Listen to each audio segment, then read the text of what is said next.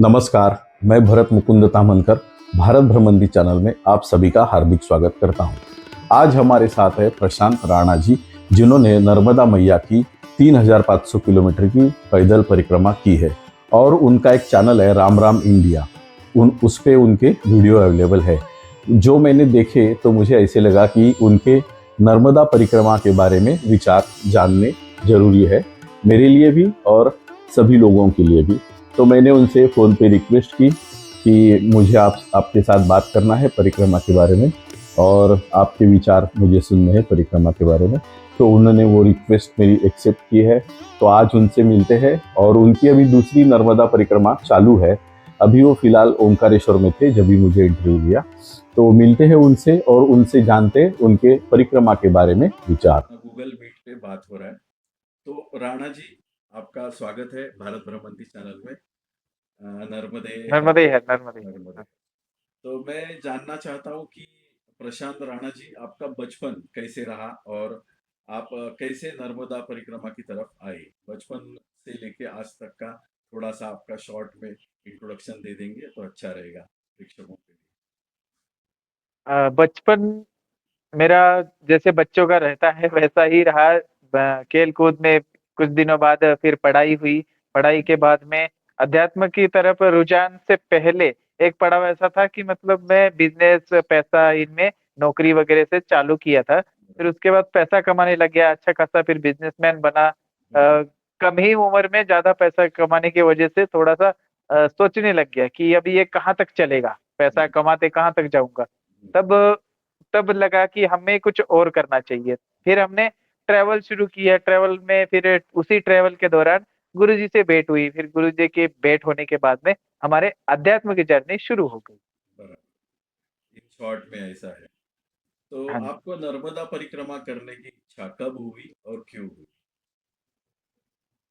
नर्मदा परिक्रमा की इच्छा मेरे को गुरुजी से ये आज्ञा मिली थी कि नर्मदा परिक्रमा करो, लेकिन वो भी किस लिए, क्योंकि मैं एक बार में ऐसा हो गया था कि जीवन में कुछ बचा नहीं था करने को। मतलब बहुत कुछ किया था और बहुत पैसा भी कमा लिया था, इस वजह से ऐसा सोचने लग गया कि अब इससे आगे क्या करें। तो फिर गुरुजी से भेंट होने के बाद में अध्यात्म में बहुत अच्छा आनंद आ रहा था। तो मैं सोच रहा था कि वो सब छोड़ छाड़ के अपन साधु वैरागी बन जाते हैं, गुरुजी से दीक्षा ले लेते। लेकिन गुरुजी ने बोला अभी आपको वहां पे काम करेंगे तो अच्छा रहेगा, क्योंकि उस उम्र के उस पड़ाव में है, एनर्जी रहती है, तो वो एनर्जी अच्छी जगह पे ही लग सकती है। तो इस वजह से उन्होंने बोला कि परिक्रमा करके आओ, आपको इसका उद्देश्य मिल जाएगा कुछ अच्छा, तो बड़ा करने का उद्देश्य मिल जाएगा। तो यहाँ परिक्रमा के लिए भेज दिया। वैसे ये परिक्रमा होता तो भ्रमण ही है, साधु के लिए तो ये ट्रेनिंग ही होती है। तो इस वजह से वो सोचे, उन्होंने लगा कि बाहर भी नहीं जा रहा बच्चा और अध्यात्म में भी है, इसका मतलब परिक्रमा पे भेज देना चाहिए। ऐसे बहुत सारी परिक्रमाएं होती है, लेकिन नर्मदा परिक्रमा बड़ी होने की वजह से उसमें बहुत सारा ज्ञान बहुत सारे दिनों में रह सकते हैं इजीली, और आदमी सेफ भी होता है। तो इस वजह से उन्होंने यहाँ भेजा था, इसलिए मैं परिक्रमा में आया था। बराबर। आपके गुरुजी कहाँ से है? कौन से एरिया से है, मतलब कहाँ अ, से है? हमारे गुरुजी केदारनाथ से है, केदारखंड उनका निवास स्थान है। तो अगर आश्रम वहाँ पे, गुरु आश्रम जो है हम्म, उसको ही गांव बोला जाता है, और वो गुरुजी का भी गांव और मेरा जी भी गांव बोला जाएगा उनको। हाँ। अब हाँ भी जी। उत्तराखंड से है क्या?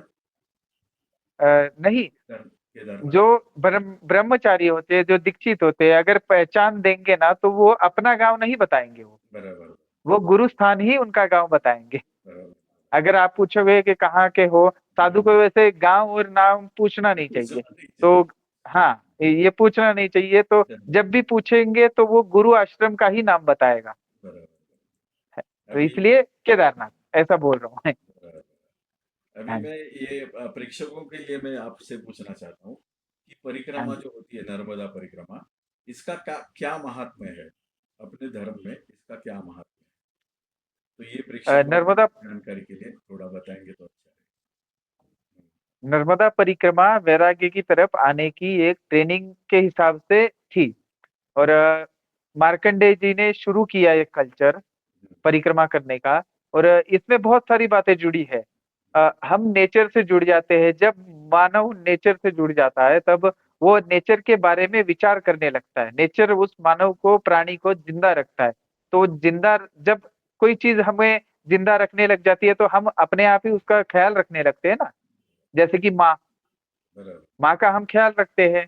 तो उसी हिसाब से मार्कंडेय जी ने बता दिया कि ये नर्मदा जी हमारी माँ स्वरूप है, तो उनका हमें भी ख्याल रखना है, तब वो हमारा ख्याल रखेंगी। पहले तो माँ ही ख्याल रखती है, फिर बाद में हम बड़े होने के बाद में जब चेतना आ जाती है, तब हमें उनका रखना है। तो इस हिसाब से उन्होंने परिक्रमा खुद की, दुनिया को दिखाई कि परिक्रमा ऐसे होती है।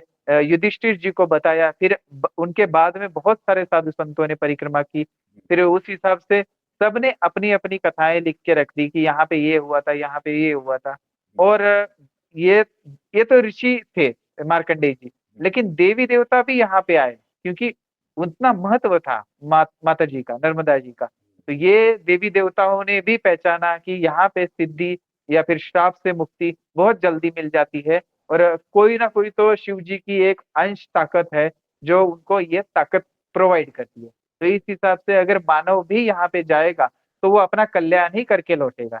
ये है इसका महत्व। और बहुत सारा है लेकिन अभी इतने देर में इतना ही बता सकते हैं, और हम करेंगे तो और बताएंगे। हम्म।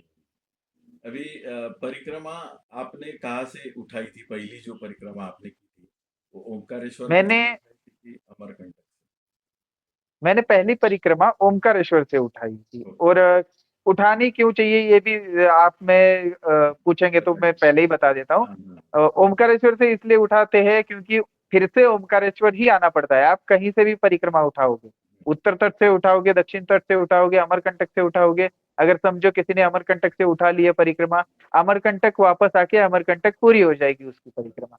लेकिन अ, माता नर्मदा जी के किनारे ममलेश्वर ऐसा स्थान है जो 12 ज्योतिर्लिंग में एक है। इस वजह से यहाँ पे जल चढ़ाने आना ही पड़ता है। ये कारण होने की वजह से हमने मैक्सिमम लोग ओमकारेश्वर से उठाते हैं, ताकि वापस आने के बाद में जल चढ़ाने फिर ना आना पड़े। और ये कोई ऐसा बात नहीं है कि कोई आलस वाली बात नहीं है, ये अच्छी बात है। इस वजह से हमने भी ओमकारेश्वर से उठा लिया। बराबर। तो ओमकारेश्वर से उठाई थी। तो परिक्रमा में आपकी दिनचर्या कैसी रहती है? मतलब परिक्रमावासी की दिनचर्या कैसी रहनी चाहिए? उसके लिए मैं आपको परिक्रमावासी को सुबह जल्दी उठना चाहिए। ठीक है। सूर्योदय के समय पे उठे तो अच्छी बात है, उससे जल्दी उठे तो अच्छी बात है। हाँ, लेकिन इतना भी जल्दी नहीं उठना चाहिए, वो आगे बताऊंगा मैं क्यों। वो लगभग 5 बजे उठ जाता है परिक्रमावासी। परिक्रमावासी उठने के बाद में अपना शौच आदि सब कुछ निवृत्त होके, फिर नर्मदा जी अगर पास में है तो नर्मदा जी के यहाँ पे जाएगा, घाट पे नर्मदा जी को प्रणाम करके स्नान करेगा। स्नान करने के बाद में या तो वो ऊपर आके आश्रम में भी अपना सामान रखा है वहां पे भी पूजा कर सकते हैं, या तो फिर नर्मदा जी के पास में भी पूजा कर सकते हैं। तो ये उन दोनों स्थानों में से कहीं पे भी पूजा करके निवृत्त होने के बाद में बेल बज जाती है आश्रम की। वो होती है चाय की बेल, चाय या तो फिर बाल भोग की बेल। तो बराबर। फिर जिनका हुआ है वो सब लोग बाल भोग के लिए पहुंच जाते हैं, चाय के लिए पहुंच जाते हैं। चाय जो भी मिल रहा है वो ग्रहण करके फिर पूजा वगैरह सारा अपना सामान समेट देते हैं और अपना बैग वगैरह बांध देते हैं। फिर उसके बाद में जो महंत है उसको नर्मदे हर बोल के आगे बढ़ लेते हैं परिक्रमा पे। या तो फिर रास्ता पूछ लेते हैं कि आगे महाराज जी कैसा है रास्ता, बराबर। बता देना। तो फिर वैसा पूछ के सब लोग आगे अपने बढ़ जाते हैं। बराबर। ऐसा कुछ लोग बढ़ते हैं, कुछ लोग नहीं बढ़ते, क्योंकि कुछ लोग रुक भी जाते हैं, क्योंकि जगह अच्छी लग जाती है तो 1-2 दिन आश्रमों में रुक भी सकते हैं। बराबर। वो तो अपने बॉन्डिंग के हिसाब से है कि महंत जी कैसे है और रूल क्या है उस आश्रम का। कुछ बराबर। आश्रमों में 3 दिन रूल है, कुछ 2 दिन, कुछ दिन 1 दिन। तो फिर ऐसे रुक जाते हैं। तो रुकने के बाद में रुकने वाले तो आश्रम का काम करते रहते हैं। जो आगे बढ़ गए हैं वो अगला आश्रम ढूंढते हैं। जब अपना भोजन का समय होता है तब तक एक आश्रम ढूंढ लेते हैं, आश्रम में विश्राम करते हैं कुछ देर। फिर वो आश्रम वाले, दूसरे आश्रम वाले जो दोपहर में जहाँ पे पहुंचे, वो आश्रम वाले गिन लेते हैं कितने परिक्रमावासी पहुंचे हैं, उस हिसाब से वो अपना भोजन बना देते हैं। फिर वो भोजन करके 1-2 घंटा हम वहां पे आराम करके या फिर घूम फिर के देख के मैया जी के दर्शन ध्यान वगैरह जो करना है सो करके हम फिर से 3 लगभग 2-3 बजे आगे बढ़ जाते हैं। अगर गर्मी का समय है तो 4 बजे निकल जाते हैं उस आश्रम से, दोपहर में रुके हुए, या फिर किसी को नहीं रुकना तो उधर भी रुक सकते हैं।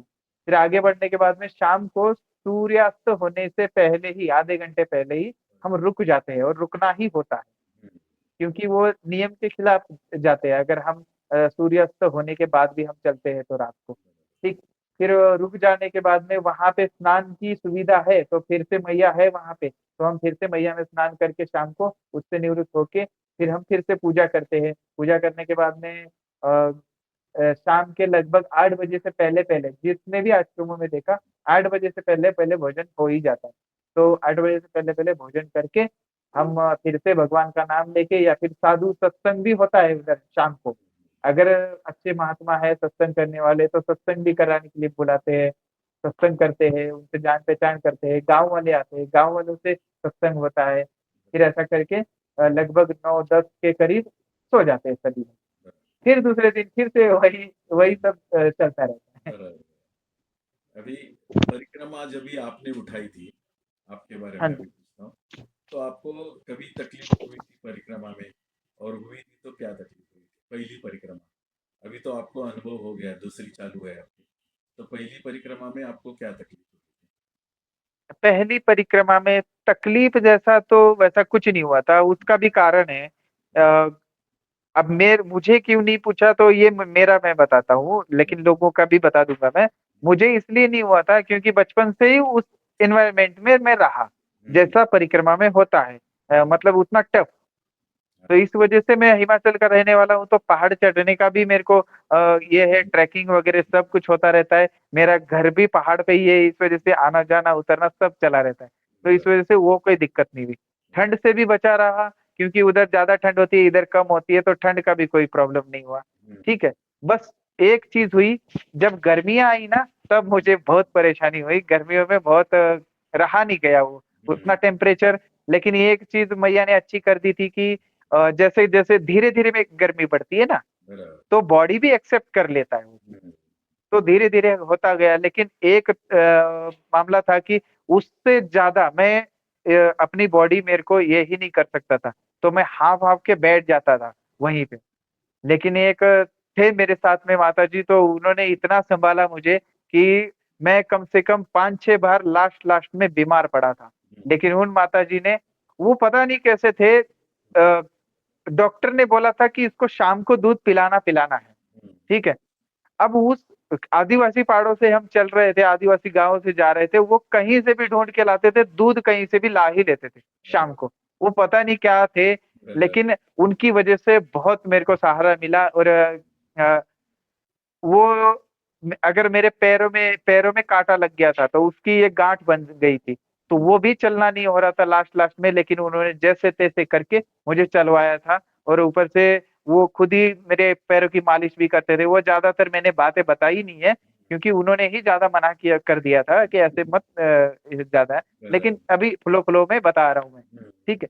तो बहुत ज्यादा उन्होंने किया, वो एक नर्मदा जी का स्वरूप ही मेरे साथ थे, ऐसा मानना पड़ेगा।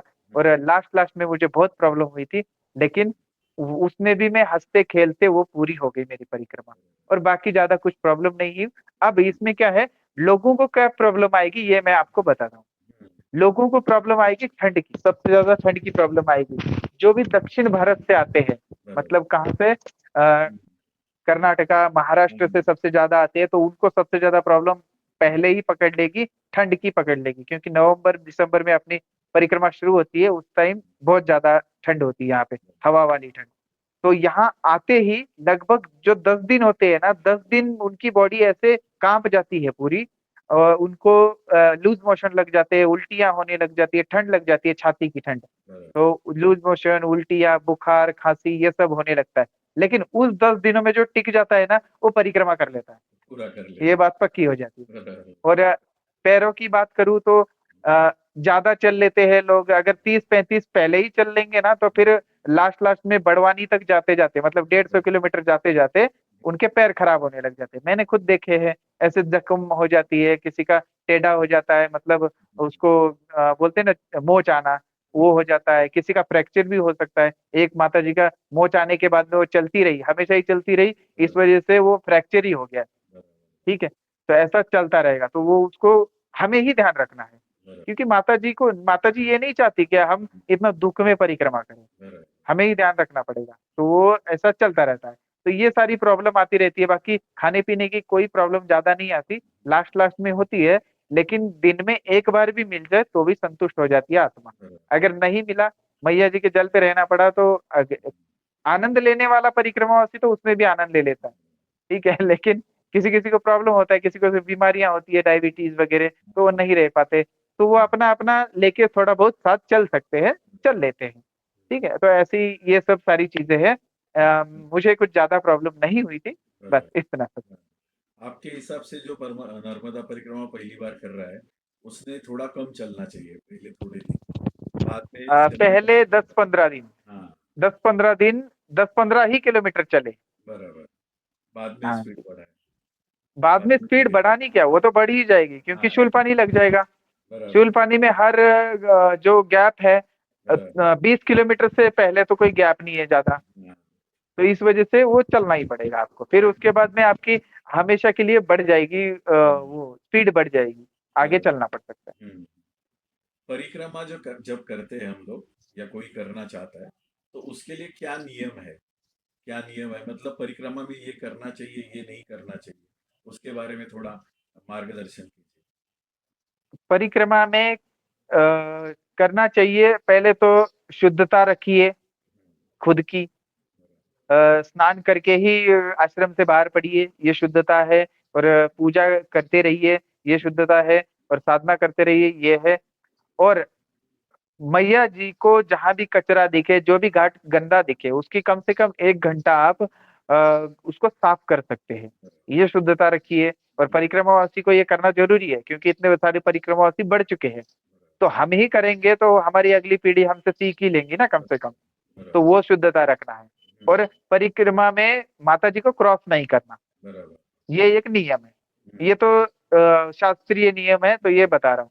और उससे आगे किसी को भी हमारी वजह से प्रॉब्लम ना हो, ऐसा ही चलना है। किसी भी प्राणी को, किसी भी मनुष्य को, किसी भी आश्रम वाले सेवक को, किसी भी गांव वाले को, या तो फिर पेड़ पौधों को भी, कोई भी पेड़ काटना नहीं है, कोई भी फल तोड़ना नहीं है बिना अनुमति के। अगर भूख लगी है हमें, तो कर सकते हैं, लेकिन वो भी जिसका पेड़ है उससे पूछ के कर सकते हैं, ठीक है। ऐसी ऐसी चीजें हैं। और किसी भी प्राणी को हानि नहीं करनी। कोई, मैंने देखा है बहुत सारे कुत्तों को मारते रहते हैं, अ, कुछ नुकसान कर दे, कुछ करते, तो कुत्तों को मारते रहते हैं, क्योंकि कुत्ते ही सबसे ज्यादा साथी होते हैं परिक्रमा में। मारना ये ठीक नहीं है, क्योंकि हम एक बार कुत्ते को मारते हैं, उसका फल हमें ठीक नहीं मिलेगा, क्योंकि हम वो चीज करने नहीं गए उधर। तो ये सारी चीजें रखनी चाहिए। और बाकी बाकी तो क्या है, बस उसी में सब कुछ आ जाता है कि किसी को हम हानि ना पहुंचाते हुए परिक्रमा करें, तो उसमें ही सारी चीजें आ गई ना। बराबर। हाँ, मैंने सुना है कि बहुत सारे लोगों को जब भी रास्ता नहीं मिलता है, तो बहुत बहुत बार लोगों को कुत्ते जो होते हैं, वो उनको मार्गदर्शन करते हैं रास्ते का। ऐसे मैंने बहुत हाँ, परिक्रमावासी को इसमें सुना है, वीडियो में हाँ सुना जी, ये बिल्कुल सही है। अभी 3-4 बार तो मेरे साथ ही हुआ था। अभी पहले पहले आप ओमकारेश्वर में, अगर राम राम इंडिया पे पहली परिक्रमा की ओमकारेश्वर से जब शुरू की थी, है। हाँ वही वीडियो, पहला ही वीडियो देख लोगे ना, तो उसी में कुत्ते ने देखा ही रास्ता बताया था। और बराबर मैं भटकने वाला था, एकदम प्रॉपरली भटकने वाला था। बराबर और दोनों रास्ते जा रहे हैं, लेकिन एग्जैक्टली कौन सा रास्ता ये नहीं पता लगा। वो मेरे साथ वाला कुत्ता उस रास्ते पे जाके बैठ गया। बराबर ठीक है, मतलब इधर आओ, मैं हाँ इधर से जाने वाला हूँ, तो फिर मैं वहां से उधर से चला गया, तो करेक्ट गांव में जा रहा था रास्ता। फिर हम शूलपानी में जा रहे थे। शूलपानी में क्या होता है, आदमी लोग नहीं रहते, कोई बताने के लिए नहीं रहता, अकेला आदमी हो तो भटक सकता है। तो एक बार भटक गया ना शूलपानी में, तो बहुत दिक्कत हो जाएगी। बराबर तो उसमें एक कुत्ता साथ में चला, वो जब भी 3-4 रास्ते हो जाते तो करेक्ट रास्ते पे वो जाके बैठ जाता था। और करेक्ट में इसलिए पकड़ लेता था, क्योंकि जिस जगह पे कचरा ज्यादा होता है ना, जिस रास्ते पे, उधर से परिक्रमावासी गए, ये सिंबल है। ये यस वैसे गंदी चीज है, हम हमारे लिए शर्म की बात है, लेकिन ऐसे ही था। वो कुत्ता भी वहीं पे जाके बैठता था, इसका मतलब वो सही रास्ता बताना चाहता है, बराबर तो हम उसके पीछे हो लेते थे। ऐसे बहुत सारे कार बैलों के रूप होते हैं, जो हमारी हेल्प करते रहते हैं। और एक था जो 300 किलोमीटर लगभग हमारे साथ आया था। 300 किलोमीटर। वो भी इसीलिए बिछड़ गया था, हम तो साथ में ले जाने के लिए तैयार थे।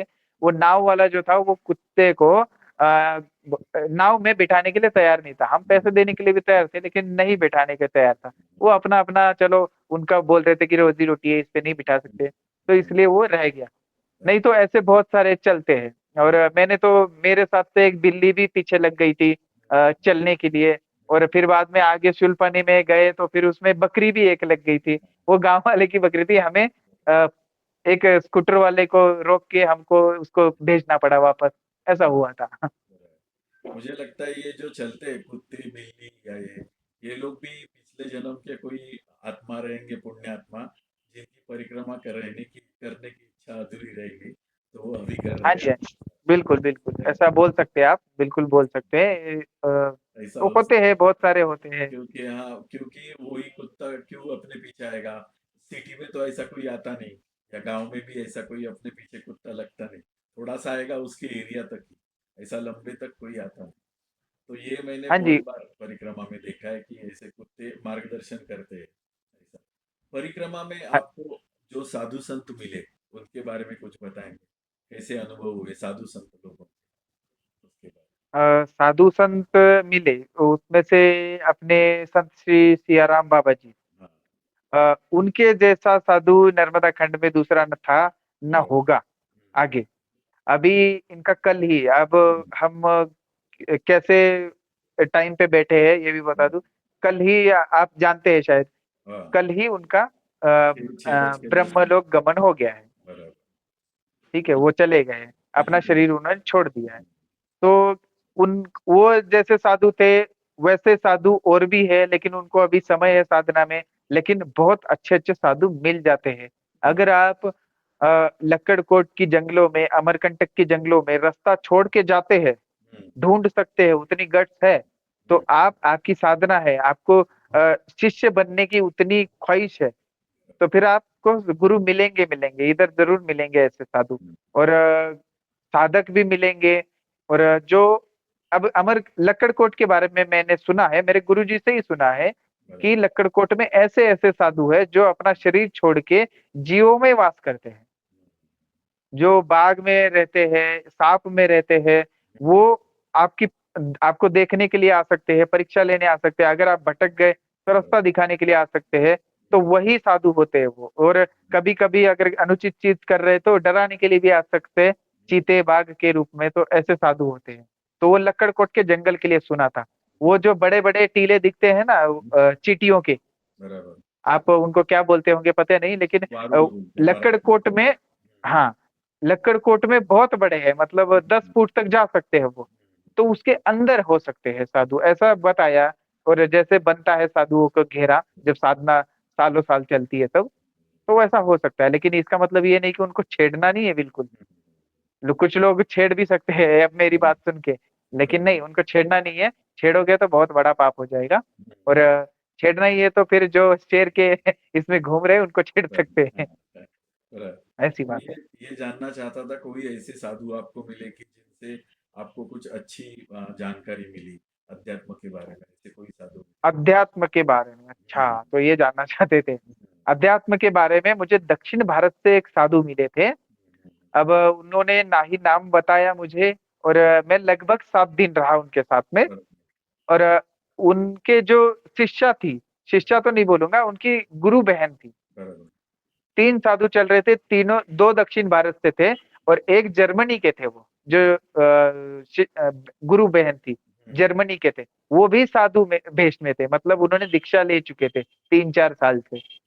और उनकी प्रॉपर इतनी अच्छी तरीके से दीक्षा हुई थी कि वो पूरा वैरागी शरीर उन्होंने अपना बना चुके थे। किसी चीज का मोह नहीं था उनमें, उन तीनों में किसी चीज का मोह नहीं था। उनके पास क्या था, सिर्फ ऐसा पढ़ना था और एक लुंगी थी, और अपना जो पूजा का सामान था उतना ही था बस। बाकी कुछ भी नहीं था। मैं सोचा ऐसा कैसे हो सकता है, पहली बार गुरु जी के बाद तो इन्हीं को देखा और ये ऐसे विचरण कर रहे हैं।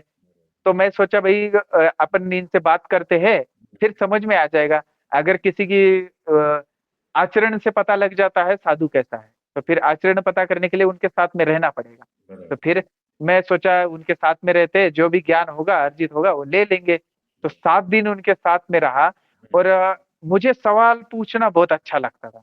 और और ये बात उनके साथ वाले, क्योंकि वो दक्षिण भारत से थे, उनको हिंदी नहीं आती थी। उनको या तो इंग्लिश आती थी या तो फिर तमिल जो भी भाषा थी उनकी वो आती थी। वो दूसरा बंदा ट्रांसलेट कर दिया करता था हिंदी में मुझे। तो उन्होंने ही बताया कि मुझे प्रश्न पूछने वाले बहुत अच्छे लगते हैं और आपकी उम्र कम है तो मैं आपको इतना टाइम तो बिल्कुल दूंगा, क्योंकि आपको आगे देखना है। तो मैंने बहुत सारे सवाल पूछे उन 7 दिनों में, बहुत सारे जवाब मिले उसके। तो ऐसे साधु वो देखे मैंने एक। उसके बाद में दूसरे एक दक्षिण भारत के देखे जो द्रविड़ देश के बोलते थे खुद को। उनकी एक वीडियो भी पड़ी है मेरे पास में, गुरु ज्ञान चैनल पे उसको मिल जाएगा। वो जो साधु थे वो सच में ज्ञानी, बहुत ज्ञानी थे। उनका ज्ञान देखना है तो आप वो वीडियो देख सकते हैं। और वो कौन से कैसे थे, उनके पास में भी ज्यादा कुछ नहीं था, कौन से सिर्फ चैनल पे उनका वीडियो?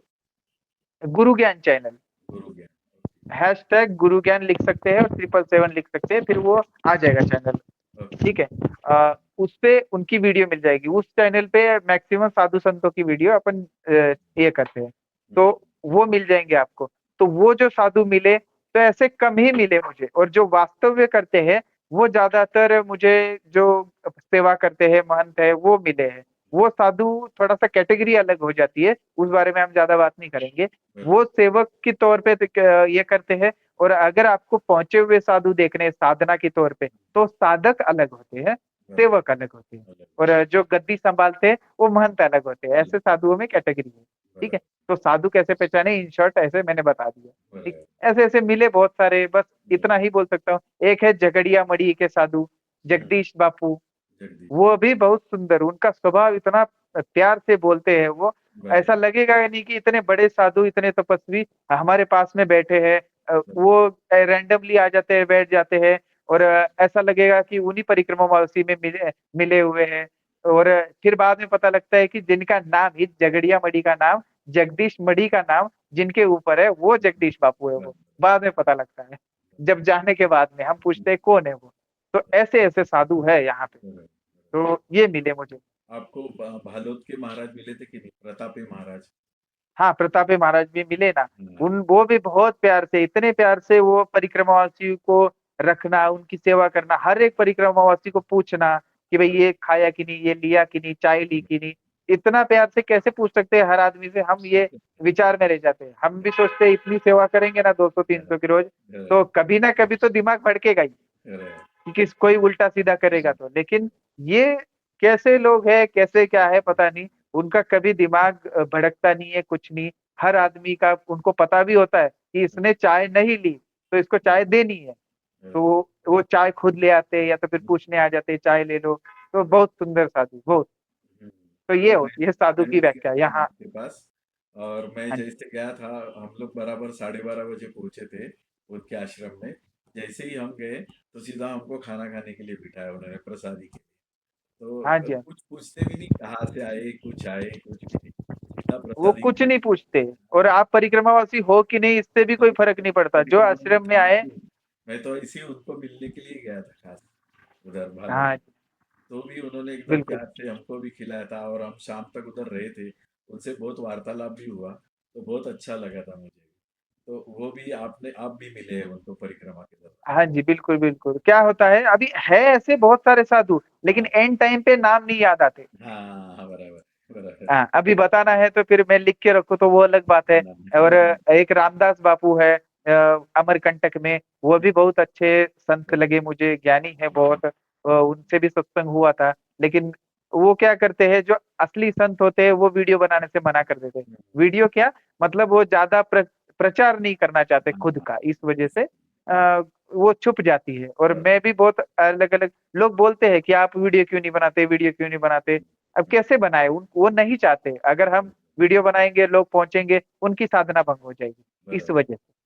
अभी मैं भी माई के पास गया था ना, ये चितड़े हम्म, मैया, तो उन्होंने भी हाँ जी। मुझे मना कर दिया वीडियो मत बना।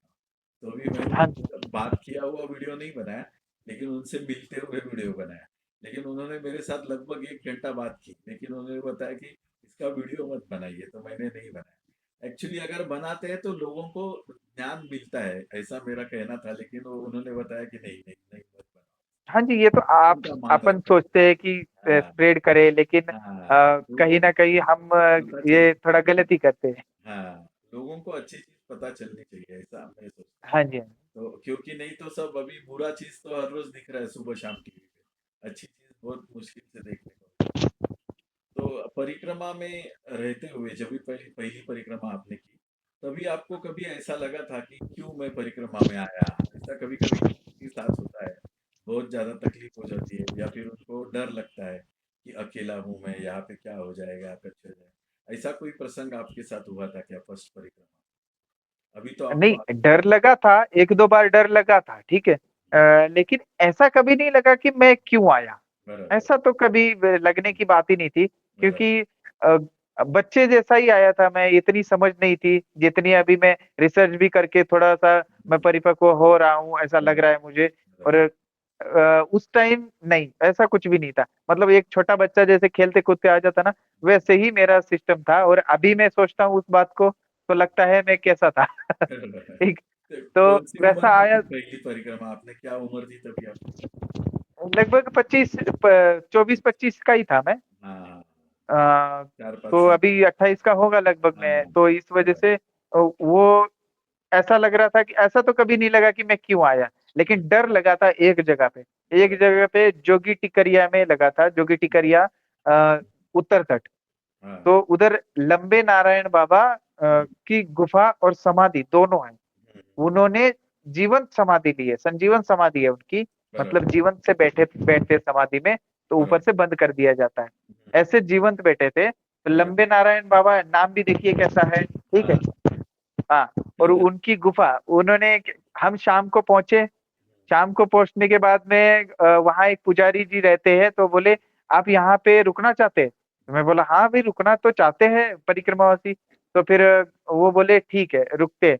फिर मैं नीचे जाके आसन वगैरह लगा दिया, और कैसे लगाया? उनकी गुफा का द्वार और मैं बाहर बैठा हुआ हूँ, बराबर।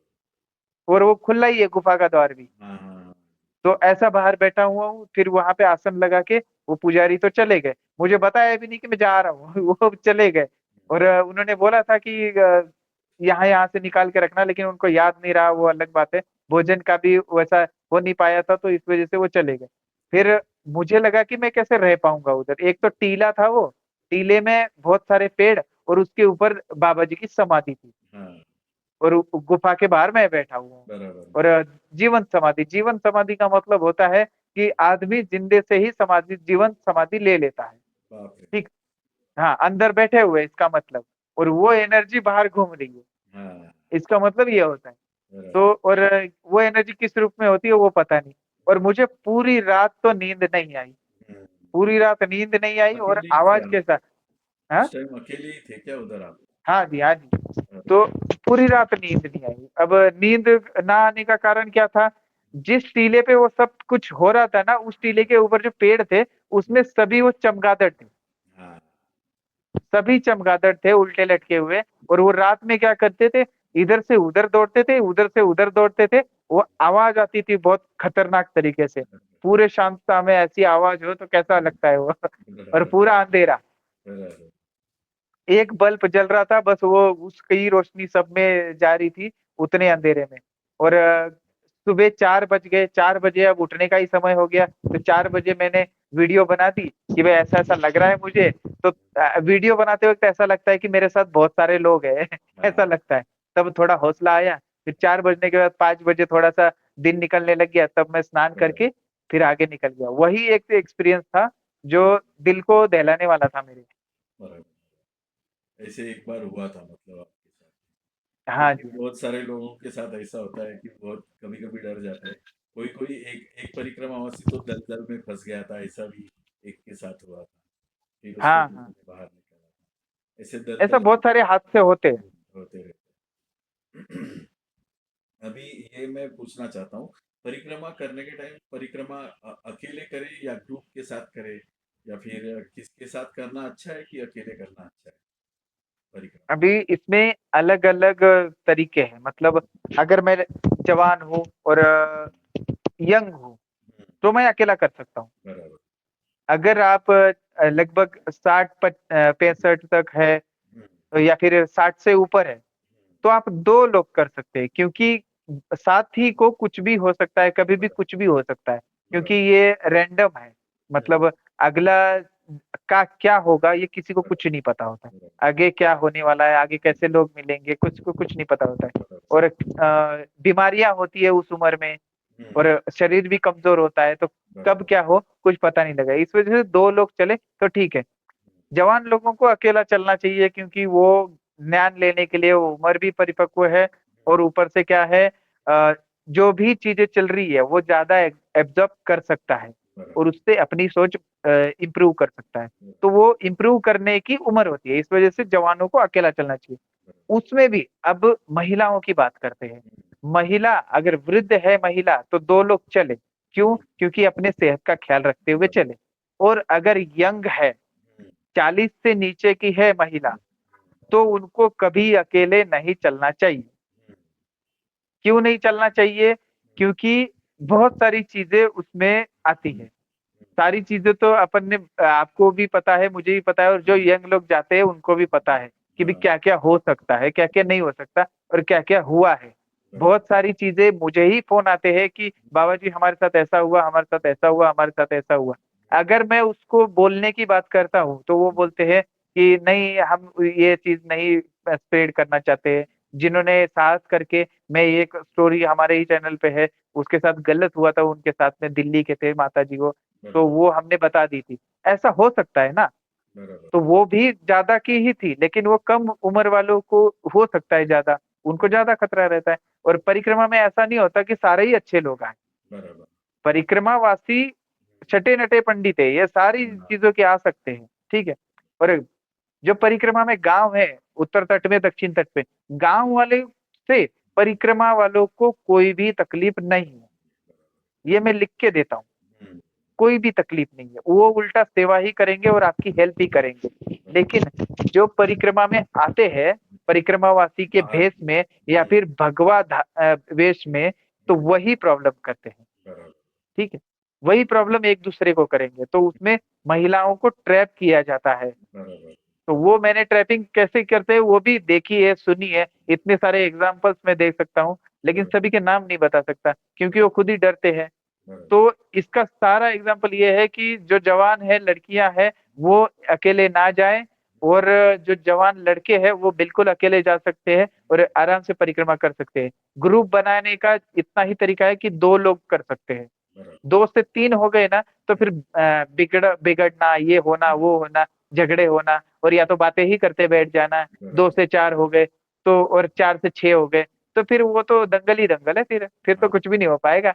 परिक्रमा का सारा ध्यान उसी में रहेगा, लगा रहेगा। तो इस वजह से आनंद लेना है तो अकेले करिए, ज्यादा आनंद लेना है तो थोड़ा सा और 2 लोग रह सकते हैं, ऐसा कर सकते हैं आप। आश्रम में जब भी हम लोग जाते हैं, कोई भी आश्रम में परिक्रमा के टाइम पे, तो उधर कैसी व्यवस्था रहती है आश्रम में रहने की, खाने की? कैसी? आश्रम में किस व्यवस्था के बारे में वैसे बात कर रहे हैं आप? जैसे अभी एग्जाम्पल थोड़ा प्रवासी सा। वहां पे गए, तो उनकी कैसी व्यवस्था मिलती है, रहने खाने की व्यवस्था रहती है, कैसी रहती है, मतलब कोई अ, जो अभी जिसको जाना परिक्रमा है वो सोचता है कि भाई क्या व्यवस्था रहती है, मैं जाऊँ कि नहीं जाऊँ, तो उसकी जानकारी। परिक्रमा वासियों की व्यवस्था जितना उस गांव की हैसियत है और गांव वालों की है, वैसी व्यवस्था होती है। या तो फिर साधु कुटी है, तो जितना साधु कर सकता है उतनी व्यवस्था रहती है। और बराबर। अभी अभी आगे जो परिक्रमा करने वाले हैं, उन परिक्रमावासी को तो कोई दिक्कत ही नहीं आने वाली, हाँ हाँ। क्योंकि आश्रम इतने ज्यादा हो चुके हैं, बड़े हो चुके हैं आश्रम, और बराबर। उनको यहाँ तक कि गद्दे भी मिल जाते हैं। हाँ। मैक्सिमम आश्रमों में सोने के लिए गद्दे मिल जाते हैं। अभी बराबर। मैंने कहीं कहीं सुना था कि खाने पीने की बात तो बहुत पुरानी हो चुकी, वहां तो मिल ही जाता है सब कुछ, लेकिन सोने के लिए गर्म गद्दा, कंबल मिल जाते हैं। और बराबर। 1-2 आश्रम में ऐसा सुना है कि वो मसाज के लिए मशीन भी रखने वाले हैं। बराबर। पैर दुख रहे। जिनके, हाँ, जिनके पैरों में दिक्कत होती है, तो वो कासे की मशीन नहीं होती, हाँ हाँ हाँ, वैसे। हाँ, कासे की मशीन होती है, जो उस- सूजन वूजन में आराम हो जाता है और हाँ सारी गर्मी निकाल देती है पैरों से, तो वो मशीन भी रखने वाले हैं। तो सोचिए, बराबर, गर्म पानी की थोड़ी सी दिक्कत हो सकती है, गर्म पानी ना मिले, क्योंकि गर्म पानी सभी जगह पे अवेलेबल नहीं हो पाता। क्योंकि मैया जी है ना, मैया जी को अगर हम सुबह सूर्योदय होने से पहले स्नान कर ले थोड़ा सा, सूर्योदय होने के टाइम पे, अंधेरे में ही अंधेरा अंधेरा हो, तो गर्म पानी होता है मैया जी का ही, बराबर, तो गर्म पानी का सॉल्व हो जाता है। और आश्रमों में गर्म पानी का ज्यादातर नहीं होता, तो अपन को मैनेज करना पड़ सकता है। और एक सवाल आता है अपने पास में कि कमोड, हाँ, हाँ, ज्यादातर वृद्ध लोग आते हैं, वृद्ध लोग, और जो शहरी इलाके से बराबर, सबसे ज्यादा आते हैं, बराबर, पुणे, मुंबई, नासिक और दिल्ली से आते हैं बहुत सारे लोग, बंगाल से आते हैं, तो उनको कमोड चाहिए होता है, मतलब वो नीचे वाली सीट पे बैठ नहीं पाते टॉयलेट के लिए। बराबर, तो आजकल लगभग 30% आश्रमों में कमोड की सुविधा हो चुकी है, क्योंकि उनको पता लगने लग गया है कि ऐसे ऐसे लोग आते हैं बीमार, बराबर, तो इस वजह से वो वैसा हो गया है मैक्सिमम। और बाकी है, अब ये रही बात, हम ओमकारेश्वर से शुरुआत करते हैं, नेमावर तक ऐसी सुविधा है सारी, बराबर, मतलब जैसे अभी मैंने बताई। अब नेमावर से जब हम आगे जाते हैं, मंडला जाते हैं, नरसिंहपुर जाते हैं, अनूपपुर, जबलपुर, इन जगहों पे बहुत ही कम नॉमिनल सेवा है।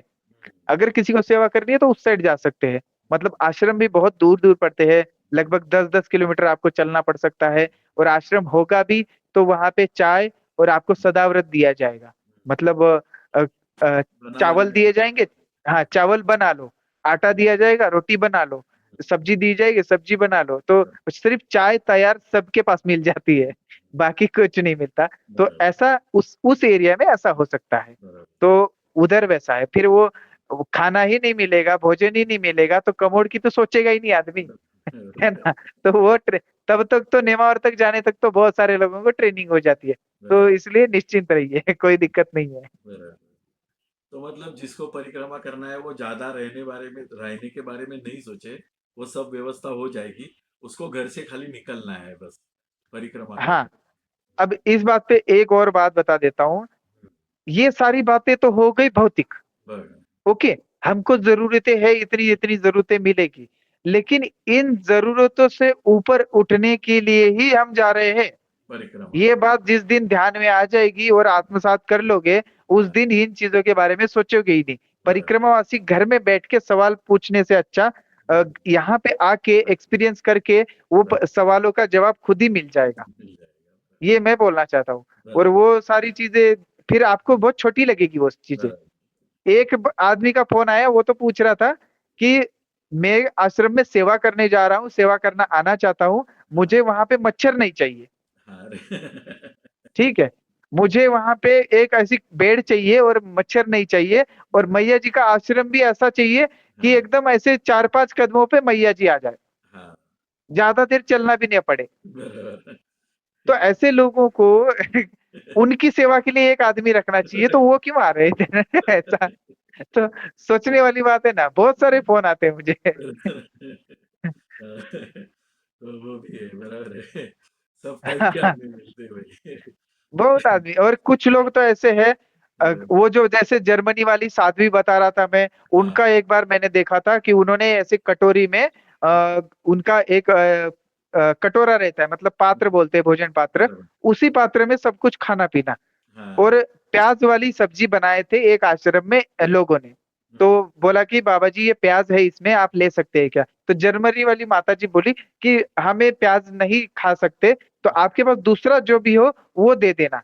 तो मिर्च की चटनी रखी थी उधर, बाप मिर्च की चटनी और हाँ, नमक, इतना ही रखा था। वो महाराज बोले अब इतना ही है बेटा, तो क्या करे।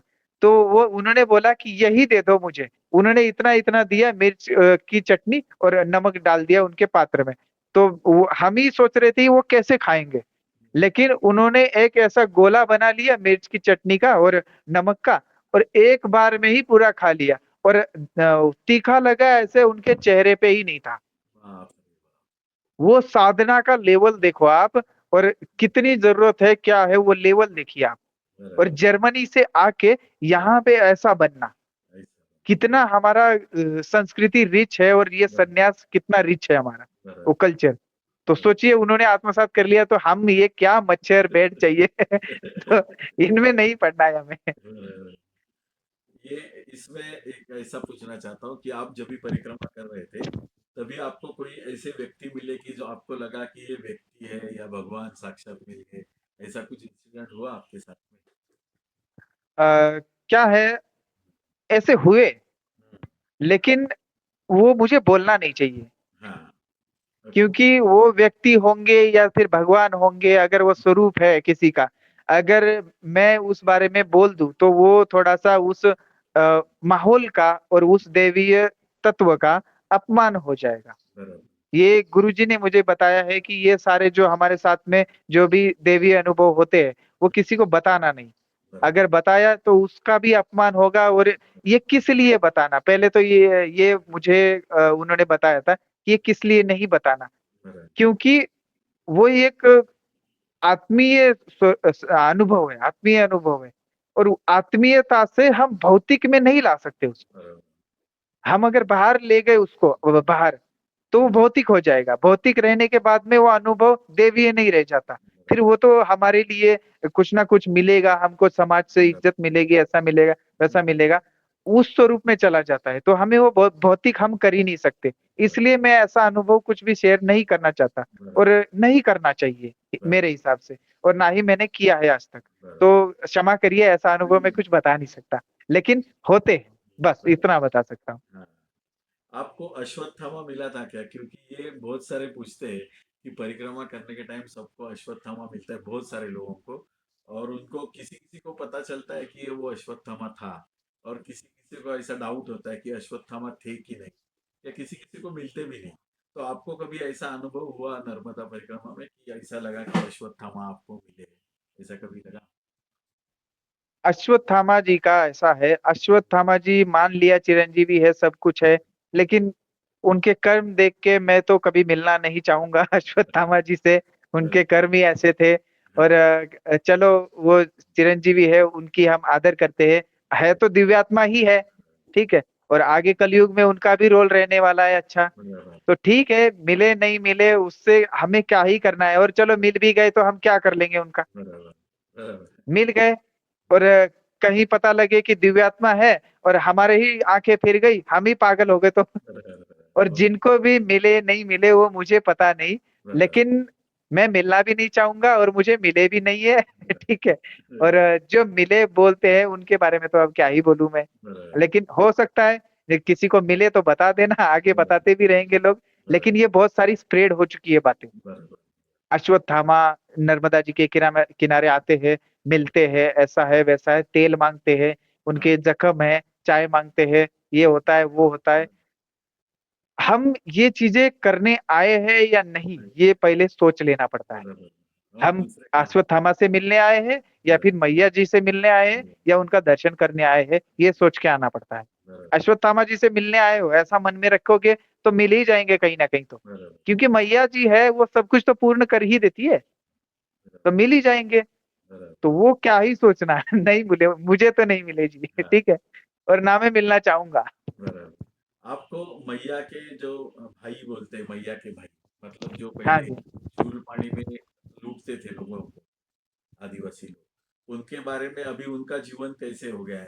अभी जो फिलहाल, अभी मैया के जो भाई लोग हैं, जैसे आदिवासी हाँ, लोग, भील मामा। मामा, वो अभी आपको मिलते हैं तो उनका आपके साथ व्यवहार कैसे रहता है? मतलब परिक्रमावासी के साथ? अ, व्यवहार बहुत उनका अच्छा हो चुका है और वो समाज को समझने लग गए हैं।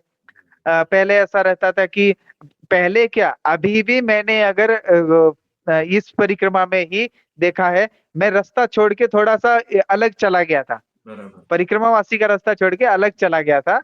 मतलब मुझे पता था मैं अलग जा रहा हूँ, फिर मेरे को वापस आना था। तो वहाँ चला गया था, वहाँ एक झरना था और झरने में मैं नीचे हूँ, ऊपर से वो लड़के जा रहे हैं और उनके लड़कों के हाथ में पता है क्या था? वो बाण थे, बस, बाण और धनुष थे। और हाँ, वो लड़के य बिल्कुल उन्होंने कुछ भी नहीं बोला। उनको पता था ये परिक्रमावासी है, कुछ भी नहीं बोला। बाबा जी नर्मदे हर, महाराज जी बोलते हैं, महाराज जी। न बाबा जी भी नहीं बोलते। महाराज जी नर्मदे हर बोलेंगे और आगे निकल जाएँगे। मेरे को लगा ये कहीं अपन को कुछ उल्टा ना बोल दे या तो फिर उनके हाथ में हथियार है, तो ये कुछ ना कर दे, ऐसा हमको लगता है। लेकिन उनका स्वभाव अब बिल्कुल बदल चुका है। बहुत कुछ चेंज हो चुका है। उनको संस्कृति धीरे धीरे समझ में आने लग गई है कि हमारे देश की संस्कृति कैसे थी। और है तो अपने ही लोग, ठीक है। तो हमें उनको ये सारी चीजें धीरे धीरे सिखानी चाहिए। ये किसको ध्यान में आया पता है? लखनगिरी बाबा जी को। हाँ उस टाइम ये सब कुछ बदलाव ना लखनगिरी बाबा जी की वजह से हुआ है। और लखनगिरी बाबा जी जब आए थे उस टाइम उन्होंने धीरे धीरे, जैसे शिक्षक सिखाता है ना बच्चों को, वैसे सिखाते सिखाते सिखाते उनको इस लाइन पे लेके आ गए। वो अब जो हमको लूटते थे, जो हमको बांध के नोक पे हमारा सारा छीन लेते थे, अब वो हमें खाना खिलाते हैं, बराबर भोजन कराते हैं। अगर हम भूखे होते हैं तो भोजन कराते हैं, प्यासे होते हो तो पानी देते हैं। बराबर। बस जितना है उतना कर सकते हैं वो उतना करते हैं। इतना अच्छा काम कर रहे हैं वो बिल मामा सब। ये पूरी परिक्रमा पहली जब भी आपको परिक्रमा करने से पहले और परिक्रमा करने के बाद आपके मतलब खुद के स्वभाव मतलब समझ रहे हैं ना, आपके हाँ, स्वभाव आचरण समझ। में आपको क्या फर्क लगा? मतलब पहले जैसे आप थे और परिक्रमा करने के बाद खुद आप क्या बदलाव महसूस करते हैं परिक्रमा के बाद आप खुद में? परिक्रमा में जो हुआ उससे मेरे को क्या बदलाव हुआ पता है? मैं पहले बहुत गुस्सा आता था, हम्म, क्योंकि खून गरम, हम्म, गुस्सा आता था।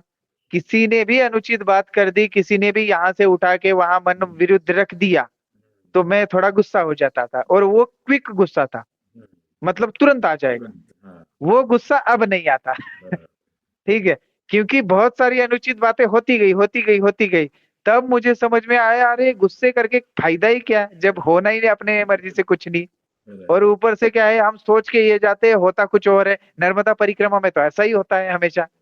मैं पसीने वाली गर्मी से बहुत डरता था। पसीना आना जो होता है, उस गर्मी से बहुत डरता था।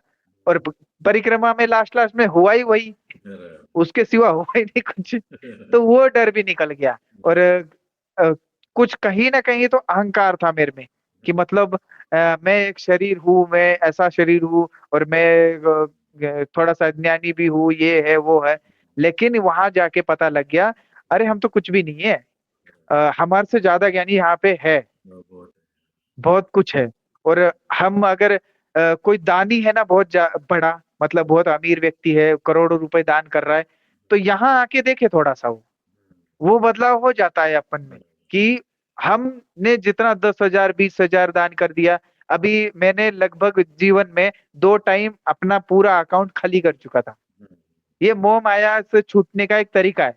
हाँ मतलब मेरे पास जितना भी सेविंग्स थी, पूरा अकाउंट खाली, फिर से शुरू हो जाता था। बराबर तो 2 बार ऐसा कर चुका, लेकिन उसका मेरे को थोड़ा सा कहीं ना कहीं तो लगता था। मैं लोगों को सुनाता था कि मैंने ऐसा ऐसे कर दिया, मैंने जानवरों को ये कर दिया, अपन जानवरों को ये वृक्षारोपण कर दिया, या फिर जानवरों का ध्यान रख दिया, उसकी दवाई ला दी, बताता था मैं खुद से। बराबर तो वो चीज अब नहीं रही। कहीं ना कहीं तो अहंकार रहता है ना, तो वो अहंकार यहाँ पे लाके टूट जाता है। वो पता है कब टूटा? मंडला की बात है। एक आदमी आया, वो बिल्कुल सड़क खाली, और पूरा धूप पड़ रही है, और हम जा रहे हैं धीरे धीरे धीरे धीरे धीरे, ऐसे ये सब लगा के, धूप ना लगे इस वजह से हम जा रहे हैं ऐसे नीचे सर करके। उधर से साइकिल पे एक आदमी आया, एटलस की साइकिल थी। और साइकिल की भी हालत इतनी अच्छी नहीं थी।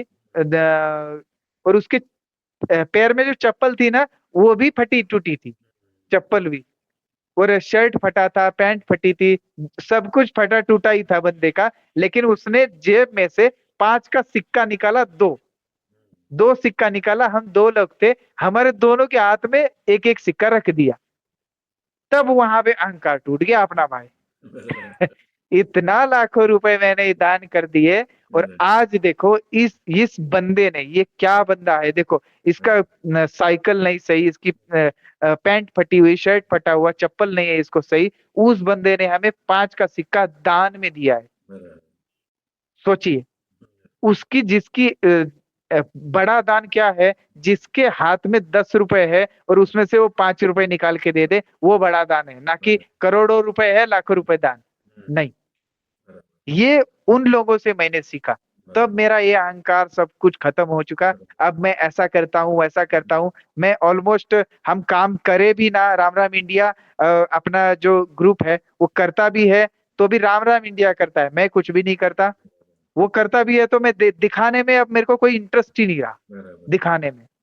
तो ये अहंकार सब कुछ खत्म हो चुका। ये सबके साथ होता है। बराबर और एक दूसरी चीज होती है बहुत अहम। हम्म, मुझे पानी और नेचर की कदर मालूम हुई। बराबर पेड़ की छाव क्या होती है, जब मैं ऐसा धूप में चलता था ना, चिलचिलाती धरती जब ऐसी गर्म होती थी, तब वो धूप छाव क्या होती है उस टाइम पता लगा मुझे। बराबर सही रास्तों की वैल्यू पता लगी मुझे। और पानी स्वच्छ मिलना चाहिए हमें, कितना स्वच्छ मिलना चाहिए, कितना नहीं मिलना चाहिए, पानी वैल्यू हमें तब पता लगती है जब हमें पानी नहीं मिलता पीने तक का। उस टाइम वैल्यू पता चलेगी। साथी की वैल्यू तब पता लगेगी जब आपको 2-2 दिन तक कोई आदमी ना मिले रास्ते पे। साथी की वैल्यू बराबर तब, एक कुत्ता भी मिले ना तो भी ऐसा लगता है कितना बड़ा मेरा साथी है ये। साथी की वैल्यू पता लगी। और इन जानवरों की, सुबह सुबह उठता हूँ तो वो जो चिड़ियों की आवाज होती है ना, वो कान में जब तक ना पड़े ना, तब तक हमारा मूड फ्रेश नहीं होता था। घर में आने के बाद में हम ये ढूंढ रहे थे, हमारा दिमाग खराब हो गया था। मैक्सिमम लोगों का होता है। तो हाँ वो जब वो चिड़ियों की आवाज का वैल्यू पता लग जाता है, तो ये सारी चीजें पता लगती है। पेड़ पौधे, ये इनसे हमारा लगाव बन जाता है। हम हर जगह, शिवलिंग नहीं है हमारे पास में, खुद अपना एक छोटा सा पत्थर लिया, नर्मदा जी में जल से अभिषेक कर लिया, वो शिवलिंग हो गया। तो उन पत्थरों की तब वैल्यू पता लगती है। हम सारी जगह सीमेंट कंक्रीट के इमारतें बिछा रहे, ये सब कुछ खत्म होता जा रहा है। बराबर तो ये सारी चीजों की वैल्यू तब पता लगती है। ये बदलाव हुआ मेरे में, बराबर आप में भी, और मैक्सिमम लोगों में होगा बदलाव। और परिक्रमावासी का मैं बताऊं, परिक्रमावासी कुछ भी करे, परिक्रमा करने के बाद में नदियों की इज्जत तो पक्का करेगा, इतना पक्का है। और तालाबों की इज्जत करेगा, पानी के स्रोतों की इज्जत पक्का करेगा। ये बदलाव होगा परिक्रमावासी में, ये बात है जी। आपने जो परिक्रमा की है तो उसका आपको क्या लगता है कि करने के बाद आपने आपने क्या पाया? परिक्रमा करने के बाद आपने क्या पाया? मतलब परिक्रमा जिसको करनी है उसको किस लिए करनी चाहिए परिक्रमा आपके हिसाब से? क्या चीज चेंज करने के लिए जीवन में? अब इसमें आपने दो सवाल पूछ लिए परिक्रमा में मैंने क्या पाया और हाँ परिक्रमा किसके लिए करनी चाहिए। हाँ अब पहले दूसरे सवाल का जवाब दो, परिक्रमा किस लिए करनी चाहिए। परिक्रमा खुद को ढूंढने के लिए करनी चाहिए।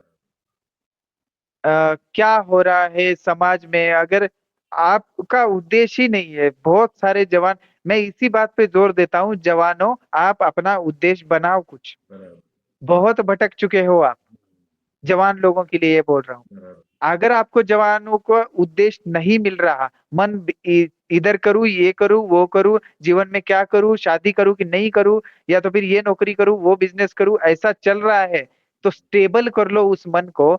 एक बार परिक्रमा करो, या तो फिर जितनी होती है उतनी परिक्रमा करो। उस परिक्रमा में एक छोटा सा उद्देश्य आपको मिल ही जाएगा। बराबर जब खुद पे ध्यान जाएगा ना कि मैं क्या हूँ, उस टाइम पता लग जाएगा आप कर क्या सकते हो।